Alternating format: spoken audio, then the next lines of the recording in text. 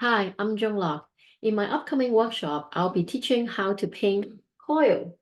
Coil is a beautiful fish, and in this particular workshop, I will cover how to paint a fish.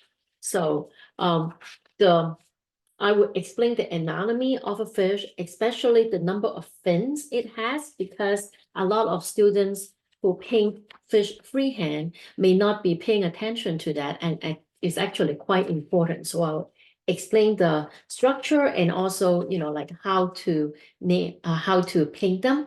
And on top of that, I'll show you how to paint it freehand. And particularly, we will work on the koi.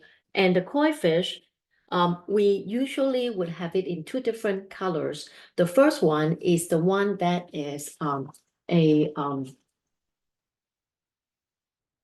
kind of like a muted color, grayish, or like with a little bit of indigo.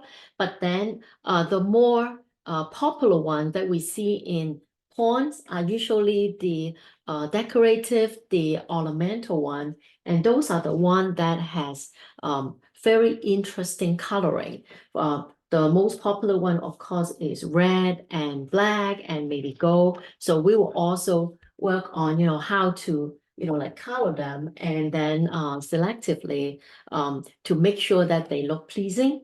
And on top of that, before we end the lesson, besides working on demo pieces and things like that, what I will also talk about would be how to arrange the coin so we can make sure that, like the numbering and then the movement would be okay, because a lot of times koi is beside as a painting, sometimes we use it for kind of symbolisms to bring well wishes to the family, the households, and also the business that hang the painting. So the numbers usually is 3, 6, and 9.